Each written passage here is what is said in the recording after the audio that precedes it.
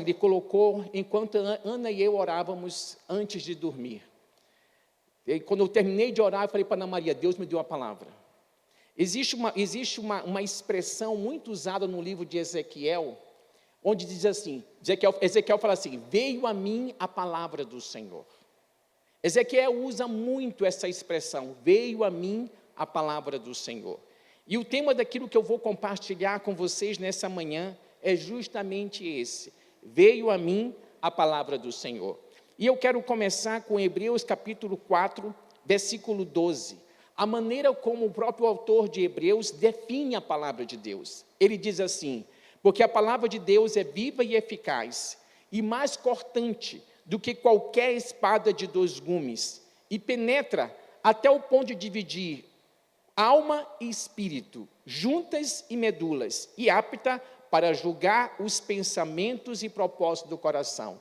Fala comigo assim, a palavra de Deus é viva e eficaz. Sabe o que quer dizer isso? A palavra de Deus, ela tem o poder de transformar.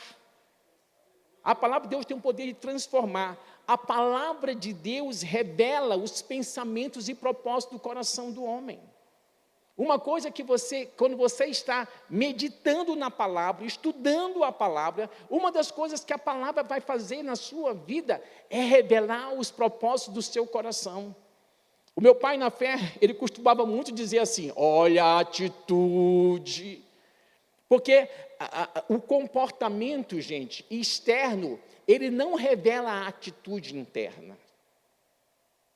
Muitas vezes o comportamento pode ser muito contrário à atitude. E o que Deus revela, a palavra de Deus vai justamente mexer na atitude.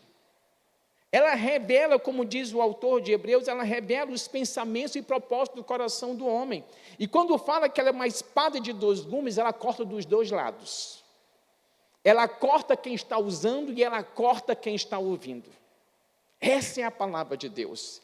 Lá em Jeremias 23, 29, diz assim, Deus questionando sobre a própria palavra dele. Ele diz assim, não é a minha palavra como fogo, diz o Senhor, e como o martelo que despedaça a rocha?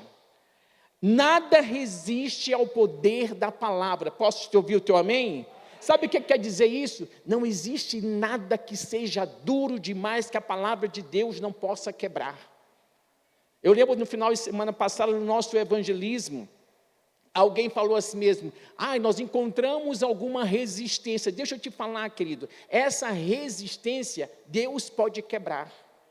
Essa resistência, a palavra de Deus pode esmiuçar diante de nós, porque ele diz, a palavra dele é como fogo. O que o fogo faz, gente? O fogo consome, o fogo purifica. Essa palavra, ela tem o poder de purificar, ela tem poder de quebrar o coração endurecido. Esta é a palavra de Deus.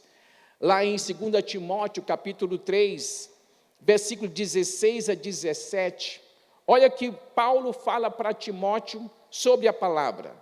Toda a escritura é inspirada por Deus e útil para o ensino, para a repreensão, para a correção, para a educação na justiça, a fim, olha a finalidade da palavra, a fim de que o servo de Deus seja perfeito e perfeitamente habilitado para toda boa obra. A palavra de Deus nos aperfeiçoa, ou seja, nos torna maduros, completos e inteiros. Uma coisa que nós precisamos lembrar, eu não posso continuar criança em Cristo. A palavra de Deus, ela tem o poder para tornar você maduro em Deus. Alguém que não dança conforme os ventos de doutrina. Alguém que não se maravilha simplesmente porque alguém disse assim, diz o Senhor. Existe um texto lá em Provérbios que diz assim, para a alma faminta, todo amargo é doce. A minha grande preocupação com alguns profetas e com algumas pessoas que vão atrás dos profetas, sabe por qual é? É porque você muitas vezes não tem maturidade em Deus. para discernir o bem do precioso. A Bíblia fala que a gente tem que julgar a profecia. Você sabia? Eu lembro agora que nós fomos convidados para uma inauguração de um supermercado da rede Supermarket. Esse cara e a família dele eram donos de algumas franquias do supermarket. E aí ele nos convidou, ele falou, pastor, o endereço é a Penha. E me deu o endereço, como eu não conhecia a Penha no Rio de Janeiro, tudo bem. Pediu para um casal de discípulos nos levar até lá. E esse casal, graças a Deus, conhecia, né, o roteiro até chegar no supermercado. Aí quando nós chegamos, que ele foi parar o carro, ele falou assim para mim, sabe aonde nós estamos? Eu falo, não, aonde nós estamos? Ele falou, na Vila Cruzeiro. A Vila Cruzeiro é aquela comunidade que há muitos anos atrás mataram aquele repórter, eu esqueci agora o nome dele, da Globo, como é o nome dele mesmo? Tim Lopes. Eu falei, que lugar maravilhoso para nós estarmos à noite. À noite. E aí nós estivemos lá, e teve uma hora que o dono do lugar apareceu, né? Para ir poder cobrar já, fazer logo a sua negociação e cobrar alguma coisa dos lucros que o supermercado teria. Tá? Tanto que há muitos anos atrás, quando houve aquela invasão na Vila Cruzeiro, que aparece os caras fugindo e parece uma picape grande, que eles pegaram, era desse pessoal desse supermercado. Tanto que eu liguei para ele para saber como é que ele estava. Assim, estamos bem, eles levaram o nosso carro, mas nós estamos bem. Tá? Nós estamos bem. Aí, por que eu estou contando um pouquinho da história dele? Nós fomos para uma reunião de oração depois na casa dele. Ele convidou algumas pessoas, né? Nos convidou. Nós não sabíamos quem ia estar lá. Quando nós chegamos lá, tinha muita gente do reteté. Não sou contra o reteté, gosto do reteté. E aí tinha algumas pessoas do reteté. E aí, de repente, uma irmã começa a profetizar para eles. Porque o Senhor diz isso, porque o Senhor diz aquilo outro, tananana. Daqui a pouco a outra começa a profetizar. Eu falei, não, o Senhor não está dizendo isso. Eu falei, gente, o que é isso? Guerra de profecia? Guerra de profecia? Lógico que eu segurei um riso, porque foi demais, né? Quando nós saímos de lá, eu falei, não, Maria, eu nunca vi isso, guerra de profecia. Deixa eu te falar, gente, as coisas e algumas coisas são tão imaturas que dá vontade de rir. Como a gente volta e meia está mexendo no Instagram, tem uma apóstola, não sei de onde, que, gente, todos os vídeos dessa mulher é só assim. É só ela dançando. Eu falei, meu Deus do céu. Sabe o que... Miriam. Miriam dançou. É só dançando. Nesses dias, pegaram eu acho que era um rap, não sei o que é, e botaram nas imagens, gente, pior que fica igualzinho, parece que ela está dançando, que elas estão dançando aquele rap. Eu estou falando isso não é simplesmente para criticar, é para dizer para vocês que Deus quer que a gente amadureça, gente. Deus quer nos tornar maduros, completos, inteiros. Paulo está dizendo para Timóteo, a palavra te prepara para tudo aquilo que Deus te chamou a fazer. Você pode dizer assim, mas eu sou inábil. Meu querido, vai para Deus, vai para a palavra de Deus. A palavra de Deus vai te preparar para isso. A palavra de Deus, ela nos equipa para liderar. Gente, eu comecei a servir a Deus com 20 anos de idade. Com 3 meses eu estava dando aula na escola dominical. Eu nunca imaginei que eu era um líder. A palavra de Deus nos equipa para liderar. A palavra de Deus nos equipa para amar. Amar. Amar não é um sentimento. Amar é uma decisão. O sentimento vem depois. A palavra de Deus nos equipa para amar. A palavra de Deus nos equipa para servir. Para aconselhar. Lá em Colossenses, Paulo fala assim, que a palavra de Deus habite ricamente em vocês. E aí ele fala, aconselhando-vos uns aos outros. A palavra de Deus nos ensina a aconselhar. Quando você tem a palavra de Deus no coração, você vai dizer para o irmão, a palavra de Deus diz assim, assim, assim. A palavra de Deus nos ajuda a aconselhar, nos equipa para aconselhar, nos equipa para resistir ao mal. A Bíblia fala assim, resistir ao mal e permanecei inabaláveis. E a palavra de Deus vai dizer para você como é que você pode resistir ao mal e permanecer inabalável. A palavra de Deus nos ajuda a caminhar com firmeza. Sabe, eu posso colocar o meu pé em cima da palavra de Deus e ter segurança de saber para onde eu estou indo e como eu estou indo. Nada nos deixa tão prontos para a vida quanto um coração moldado pela Escritura. Quero que você lembre disso, crente. Lá no Salmo 19, versículos 7 e 8, diz assim, a lei do Senhor é perfeita e restaura a alma. O testemunho do Senhor é fiel e dá sabedoria aos simples. Os preceitos do Senhor são retos e alegram o coração. O mandamento do Senhor é puro e ilumina os olhos. As expressões desse texto, a lei, o testemunho do Senhor, os preceitos do Senhor, o mandamento do Senhor, tudo está referindo-se à palavra. E quando ele diz assim, a lei do Senhor é perfeita e restaura a alma, sabe o que significa? Que a palavra de Deus ela é completa, ela é inteira, sem falhas. Ou seja, a palavra de Deus não é limitada, nem parcial, ela é suficiente. Fala comigo assim, a palavra de Deus é suficiente. E Jesus, quando ele é tentado por Satanás, e Satanás manda ele transformar as pedras em pão, Jesus vira para ele e fala assim, nem só de pão viverá o homem, mas de toda a palavra que procede da boca de Deus. Quando você está desgastado, fragmentado, cansado por dentro, é a palavra de Deus que costura você de novo. A restauração aqui envolve cura das emoções, recomposição da esperança e recuperação do fôlego espiritual.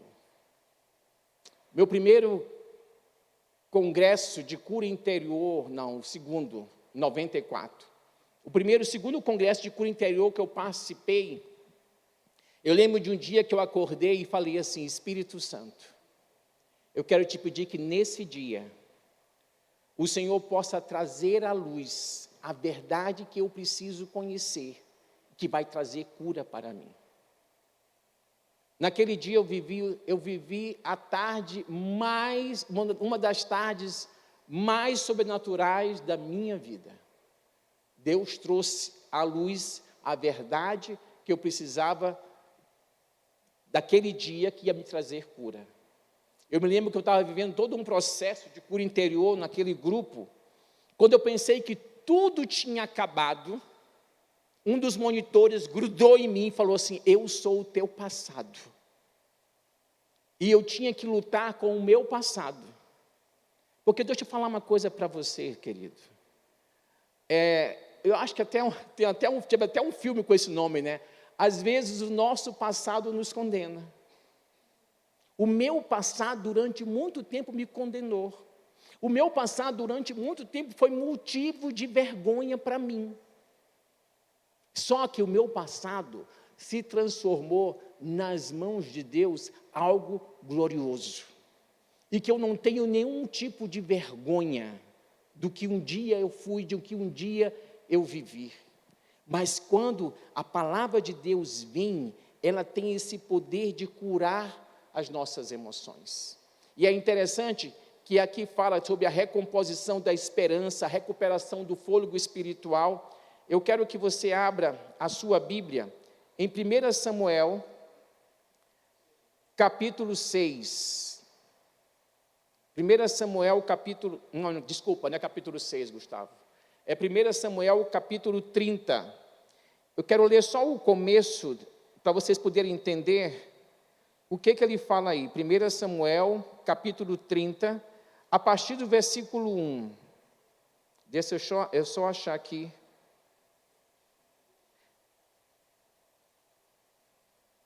Gente, 1 Samuel sumiu da minha Bíblia.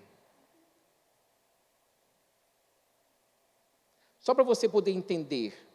A partir do versículo 1, diz assim: Aconteceu que ao terceiro dia, quando Davi e os seus homens chegaram a Ziglag, os amalequitas já tinham invadido o sul e a cidade de Ziglag. Tomaram Ziglag e a incendiaram.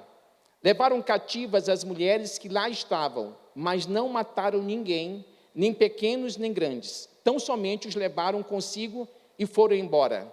Davi e os seus homens chegaram à cidade e viram que tinha sido queimado, e que as mulheres e os seus filhos e as suas filhas haviam sido levados. Olha isso aqui. Então Davi e o povo que estava com ele ergueram a voz e fizeram o que, gente? Choraram. Até não terem forças mais para chorar. Eu acho isso aqui muito forte. Eles abriram o bocão e choraram. Até não ter mais força para chorar. Eu fico imaginando, falando de Davi e os seus homens, Davi estava exausto de tanta luta. E existe coisas que mais traz exaustão, é quando nós estamos lutando por algo que nós não deveríamos estar lutando, porque nós estamos lutando contra um sistema injusto. Porque no caso de Davi, a luta que durante anos Saul travou com ele era injusta. Davi nunca fez nada para Saul que pudesse justificar a perseguição de Saul. Ele estava exausto. O povo estava exausto. Os guerreiros dele estavam exaustos. Tanto que eles choraram até não ter mais força para chorar. Não sei se você já chorou assim. Até não ter mais forças para chorar. Sabe quando você chora, quando termina de chorar, você fica assim. Eu já chorei dessa maneira. Mas aí, quando chega lá no versículo 6, a coisa só piora. Davi ficou muito angustiado, pois o povo falava em apedrejá-lo. O povo de Davi, o povo que Davi estava lutando por ele. Deixa eu te falar, quem se levanta mais contra a gente, é quem caminha com a gente. Quando Isaías fala de Jesus, existe um texto que Isaías fala assim: ele foi ferido na casa dos seus amigos. Não dói mais a ferida feita pelo estranho. Dói mais a ferida feita por aquele que mete a mão no prato conosco. Isso dói. Olha o que diz aqui. Davi ficou muito angustiado, pois o povo falava em apedrejá-lo, porque todos estavam amargurados. Gente, todos estavam amargurados, cada um por causa de seus filhos e suas filhas. Mas Davi, olha o que diz aqui. Aí eu pergunto, a família de Davi não foi levada também? Mas aqui diz aqui, mas Davi fez o quê, gente? Leiam junto comigo. Mas Davi se reanimou no Senhor, seu Deus. Davi não tinha em volta dele nada que pudesse refazer o ânimo dele. Aonde ele foi que ele se refez? Em Deus. Sabe por quê? Porque Davi conhecia Deus e a sua palavra. É por isso que aqui diz que aquela palavra de Deus, ela é suficiente para nós. Quando você está desgastado, fragmentado, cansado por dentro, é a palavra de Deus que costura você de novo. Quantas vezes eu fui costurado por essa palavra? Lá no Salmo 119, versículo 11, diz assim: guardo a tua palavra no meu coração para não pecar contra ti. Vamos dizer junto esses versículos? 1, 2, 3. Guardo. Ih, que horror! Eu sei que nós não almoçamos ainda, tá? Mas nós temos energia, temos força, e eu quero você falando isso bem alto. Tá aqui? Tá. Quero você falando bem alto, vamos lá. 1, 2, 3.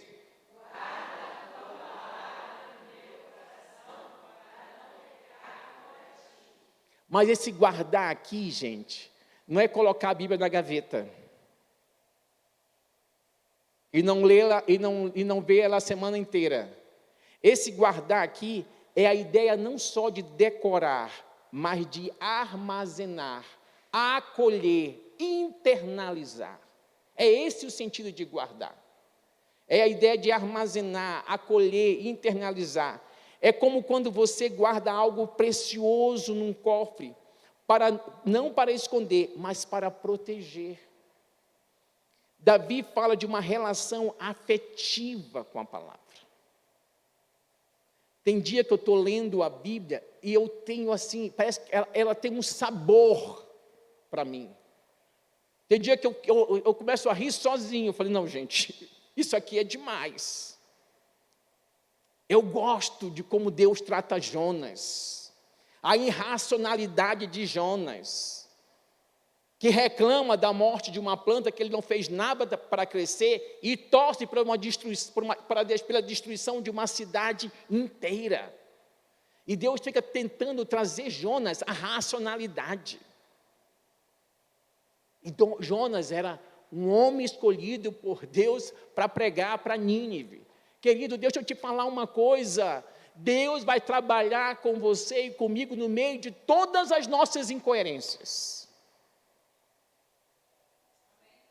Tem horas que a gente fala assim, tem que estar pronto para fazer a obra de Deus, porque se você não estiver pronto, Deus não vai te usar. Deus usou Jonas, um homem cheio de ideologia, que era contrário ao povo de Nínive, porque aquele povo era um povo que ameaçava constantemente a existência do povo judeu, a existência de Jonas, a existência da sua família, e Deus falou assim, você vai pregar para eles.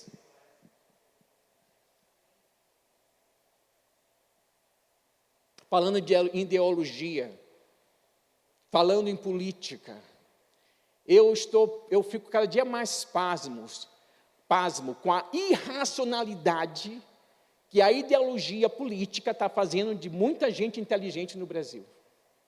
Muita gente inteligente. Pior, muita gente crente. Muita gente esqueceu o que a palavra de Deus diz.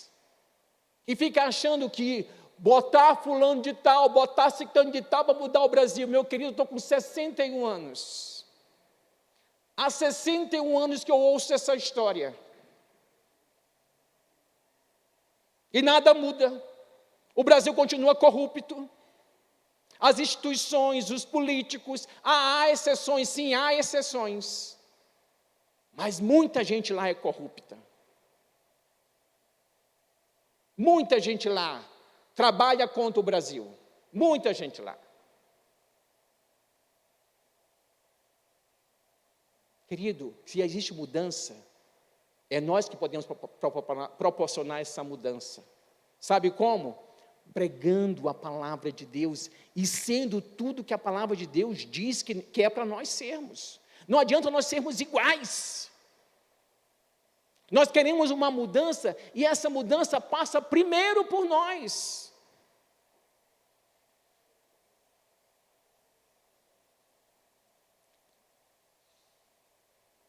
No mundo hebraico, como Davi fala aqui, guarda a tua palavra no meu coração. No mundo hebraico, o coração não é só emoção. É o centro da pessoa. É a mente, é a vontade. São decisões, desejos, identidade. Então, guardar a palavra no coração significa deixar ela moldar a maneira de pensar. Por isso que Paulo fala em Romanos 12, ele diz assim, que para nós sermos transformados pela renovação da nossa mente, fala assim, mentalidade. Fala assim, a palavra de Deus, fala bem forte, a palavra de Deus muda a minha mentalidade. Quando eu me converti, a minha autoestima era 0,00. Eu me achava o ó do Borogodó. Me achava o ó do Borogodó. E aí eu comecei a ler tudo que você possa imaginar sobre que pudesse cooperar para eu poder dar um 10 para mim, da maneira como eu me via. Fiz curso, li livro, tudo que você possa imaginar. Livros muito bons. Tem um livro de um cara chamado Josh McDowell, o nome do livro, Construindo a Sua Nova Imagem Pessoal. Eu li este livro, reli este livro, dei curso sobre este livro. E eu falei para Deus, Deus, eu continuo com o mesmo problema. Já li trocentas coisas, já fiz curso, eu continuo me achando uma creca. E aí o Espírito Santo falou comigo, se você continuar se vendo à luz do que as pessoas dizem, do que as pessoas disseram, do que os seus sentimentos dizem sobre você, você vai continuar da mesma forma. Agora, se você começar a se ver à luz daquilo que a minha palavra diz, aí vai ser diferente. Falei, tá bom, Deus. A partir de agora, eu sou Brad Pitt. A partir de agora, é aquilo que o Senhor fala de mim. Posso falar? Não tem nenhum problema com o espelho. E acho que os cabelos grisalhos caíram muito bem em mim. E agora fazendo crossfit, eu estou um macho, eu estou muito bem comigo. Deixa eu falar uma coisa para você, querido. O importante não é o que as pessoas disseram, o que as pessoas dizem, o que as pessoas acham. O importante é o que a palavra de Deus diz para você. E fala lá no Salmo 139 que Deus fez você e a mim de maneira assombrosamente maravilhosa. Você não é só assombroso, você é assombrosamente maravilhoso. A palavra de Deus, ela guardar no coração significa deixar ela mudar na maneira de pensar, influenciar escolhas. Meu querido, fala comigo assim, fala bem forte, eu sou 100% influenciável. Porque tem gente que fala assim, eu não sou influenciável assim, querido. A roupa que você veste, o cabelo, a forma que você usa o seu cabelo, você é influenciável 100%. Todo o tempo nós estamos sendo influenciados, só que você precisa saber fazer escolhas. Com 20 anos de idade, Deus me levou para o reino dele e me levou a fazer escolhas. Eu lembro de uma vez eu lavando roupa com a minha família, falei assim para eles, como é que vocês conseguem gostar de tudo que eu não gosto? Mas foi as escolhas deles. A música que eles ouvem, a maneira como eles se trajam, sabe? São escolhas. E eu fiz uma escolha com 20 anos de idade. Eu lembro uma vez que eu cheguei na faculdade de engenharia, entrei na faculdade, um cara perguntou para mim, Washington, você bebe? Eu falei, não. Aí ele falou, isso é só o começo. Daqui a alguns dias, você vai estar bebendo. Não mudou nada. Eu continuei o mesmo. Porque eu não deixava me influenciar por aqueles relacionamentos. Eu me deixava influenciar por outros relacionamentos. A Bíblia fala lá em Provérbios, ande com o sábio e será sábio. Gente, se eu estou com gente que fala palavrão e você fica ouvindo palavrão trocentas horas do dia, você vai estar falando palavrão. Você é influenciável, nós somos influenciáveis, por isso eu preciso fazer escolhas. Escolhas. Quantos gostam de assistir podcast? Levante a mão. Tem muito podcasts ótimos no YouTube. Agora eu comprei um fonezinho, ponho um fonezinho no ouvido e fico, para não atrapalhar na Maria, e fico ouvindo meus podcasts. Estou aprendendo um monte de coisa com um monte de gente. Um monte de gente. Não dá para ficar assistindo novela da Globo. Não dá para ficar assistindo... Ontem eu estava em casa, e aí, de repente, eu liguei a televisão, estava Marcos Mion. Falei, gente, que programa horroroso. Não dá para assistir, gente. Não dá para assistir. Tem coisas boas. Eu assisto GNT, eu assisto Papo de Segunda. Eu gosto daquele papo de homens. São loucos, mas eu amo o papo, a ideia deles. Tem algumas entrevistas que o Bial faz que são muito boas. Entendeu? Escolhas. Você tem que fazer escolhas. Por exemplo, eu vejo o Gabriel, tem a Camila aqui, eu vejo o Brian. Gente, se você não fizer escolhas nessa idade, meu querido, você amanhã vai chorar amargamente. Eu lembro que eu tenho um sobrinho que eu falei para ele quando ele era adolescente. Eu falei para ele assim, ele era curioso, montava e desmontava as coisas, assim, querido, vai fazer um curso no Senac de mecânica. Você tem talento para isso. Pergunta se ele fez. Porque na época ele achava que ele sabia tudo. Hoje trabalha como segurança. Precisa disso? Não precisa, gente. Mas foram escolhas. Escolhas. E quando nós temos a idade que o Brian tem, é assim, o que o pai fala, não sabe de nada da vida. Não sabe. Eu sei o caminho que eu tenho que seguir. Aí eu digo para você, você que não sabe nada da vida. Aí você fala assim, mas isso é papo de um senhor de 60 anos. Olha, eu já tive a sua idade. Influenciar escolhas, afetar desejos, redefinir prioridades, organizar a vida inteira. A palavra de Deus, quando você guarda no coração, ela faz isso tudo na sua vida. É como se a palavra de Deus se tornasse, escuta isso, o eixo que alinha tudo por dentro. A palavra de Deus é isso, o eixo que alinha tudo por dentro. Tudo por dentro. Eu já falei isso, e eu estava atendendo uma pessoa e falei isso para ela. Falei, querido, quando eu decidi casar, eu decidi fazer ter uma vida conjugal diferente dos meus pais. Porque nós temos a tendência de repetir padrão. Ninguém inventa nada. É só olhar para a família. Aí você descobre de onde vem o que vem. Versículo, Romanos capítulo 10, 17. Nem sei se eu coloquei essa passagem aí. Coloquei?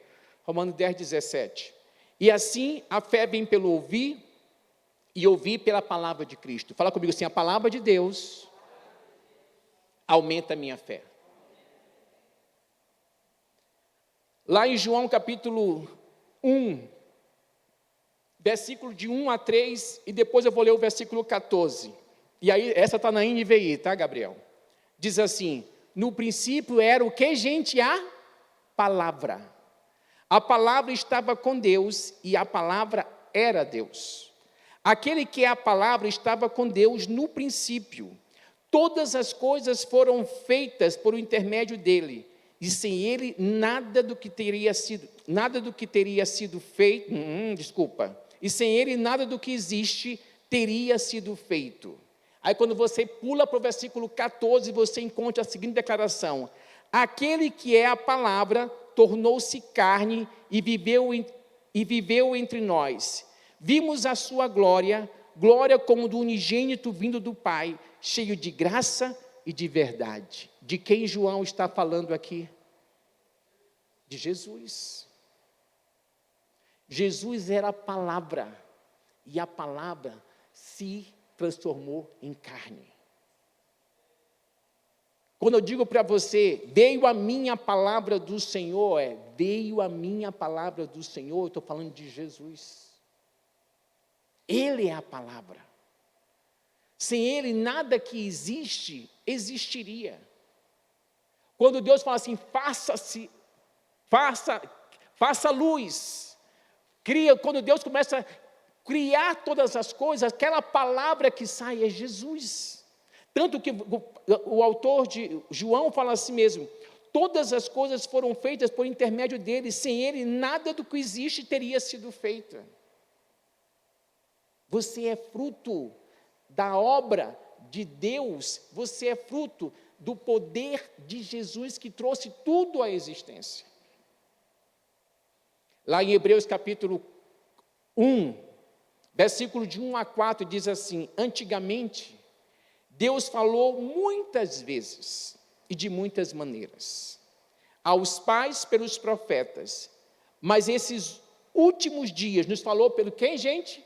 Pelo Filho, a quem constituiu o herdeiro de todas as coisas, pelo qual também fez o universo. Quer conhecer a Deus? Conheça Jesus. Quer ter uma palavra profética? Conheça Jesus. Quer se mover nos dons? Conheça Jesus. Quer saber no seu lugar no corpo de Cristo? Conheça Jesus. Quer influenciar pessoas de maneira positiva? Conheça Jesus. Ande com Jesus.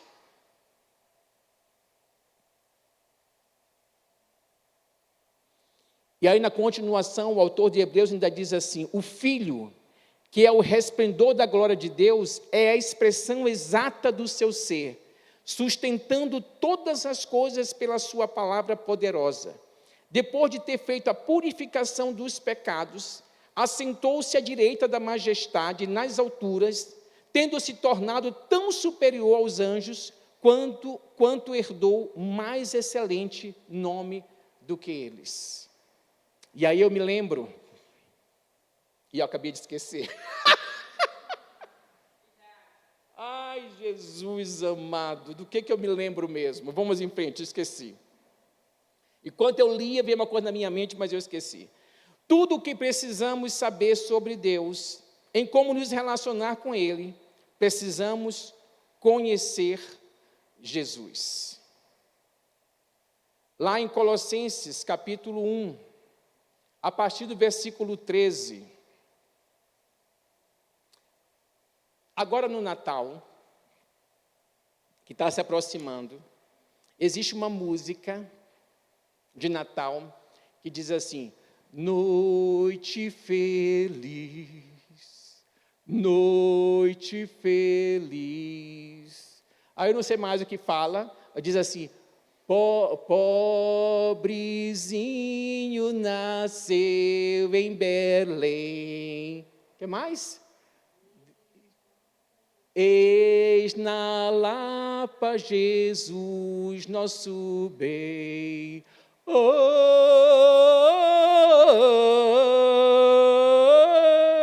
oh,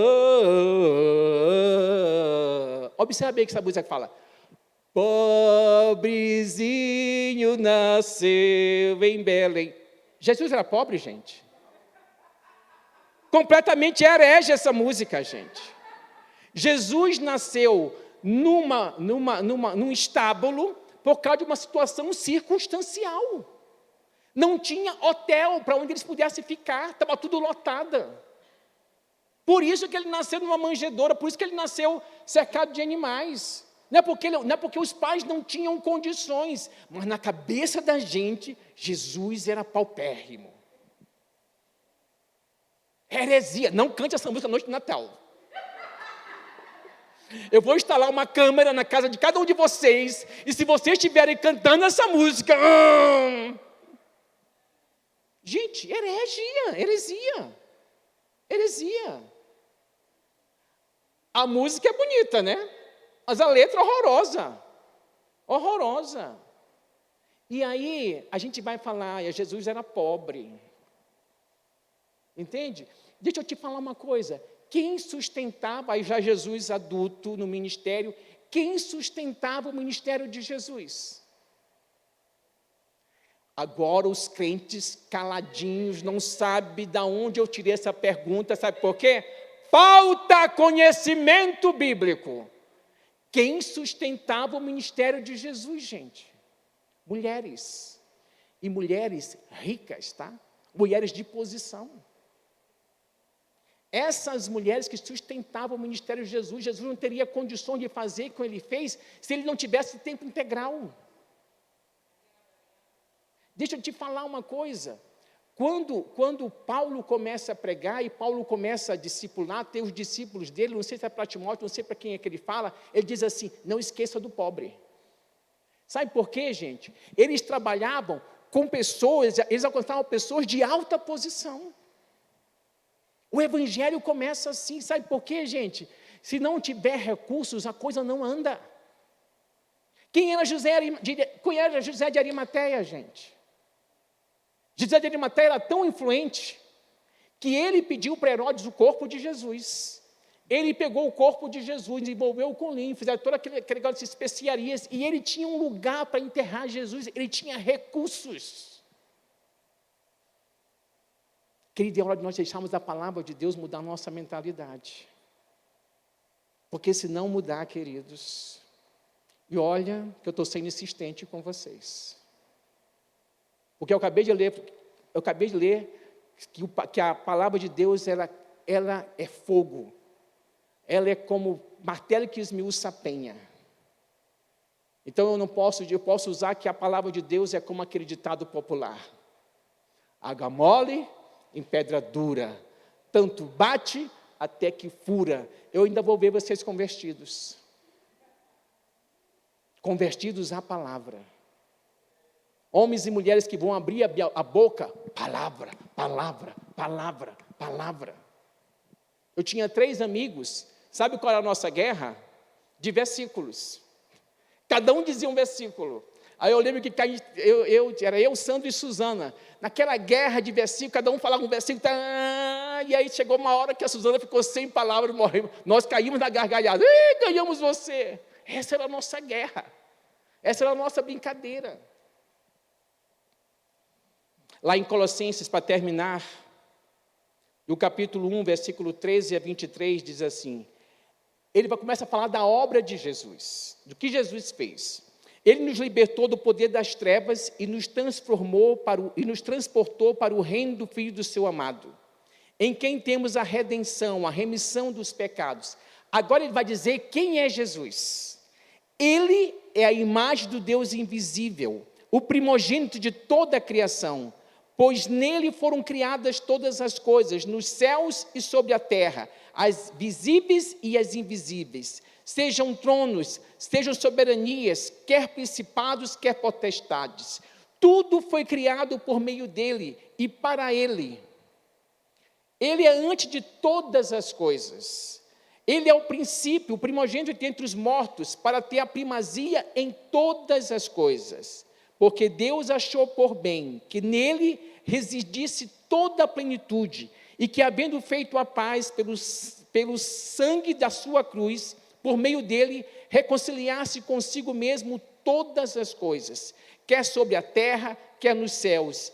E vocês, que no passado eram estranhos e inimigos no entendimento, pelas obras más que praticavam, agora, porém, ele nos reconciliou no corpo da sua carne, mediante a sua morte, para apresentá-los diante dele, santos, inculpáveis e irrepreensíveis, se é que vocês permanecem na fé, alicerçados e firmes, não se deixando afastar da esperança do evangelho que vocês ouviram, e que foi pregado a toda criatura debaixo do céu, do qual eu, Paulo, me tornei ministro. Sabe uma coisa que me chamou a atenção? Enquanto eu preparava a minha ministração dessa manhã, e esse texto, observa que Paulo termina dizendo assim, não se deixem afastar da esperança do evangelho que vocês ouviram, e que foi pregado a toda criatura debaixo do céu. Uai, o que Paulo está querendo dizer? Que o mundo antigo tinha ouvido falar do evangelho. A Ásia, que hoje é um continente, na sua maioria, ateu, afastado de Deus, a Ásia toda ouviu do evangelho, na época de Paulo, a Ásia toda. Aí você fica pensando nos países da Ásia em destaque, você fica pensando na China, você fica pensando no Japão, na época de Paulo, toda essa região ouviu do Evangelho. Quer ler uma coisa curiosa? Viu, Gabriel? Isso é para você. Quer ler uma coisa curiosa? Procura um livro, ele é pequeno, chamado Igreja na China. Aí vocês vão ver que coisa fantástica. Ele vai falar da igreja na época da Revolução Cultural na China. O que os cristãos passaram naquela época da Revolução Cultural e como Deus, os milagres que Deus fez. Eu lembro de uma história. O pai de uma família foi presa, né, por ser cristão, e eles ficaram sem aquele que era o provedor.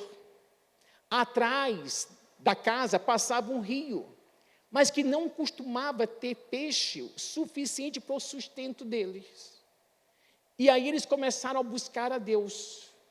E aí a coisa surpreendente, o rio, que quase não tinha peixe, começou a ter peixe, durante todo o tempo que o pai daquela família ficou preso. Querido, deixa eu te falar uma coisa. Essas coisas, ler essas histórias, enche o coração da gente de fé. Igreja na China, procura, que você vai ver o que é fantástico. Quando eu falo, veio a minha palavra do Senhor. E nossa campanha desse mês de novembro é quando Deus, o impossível, existe até Deus entrar. Quando Deus entra, querido, tudo muda. Jesus entrou na nossa história para mudar a nossa vida, para mudar os nossos valores, para mudar a nossa perspectiva de vida. Que Deus possa fazer isso na sua e na minha vida. Fique de pé.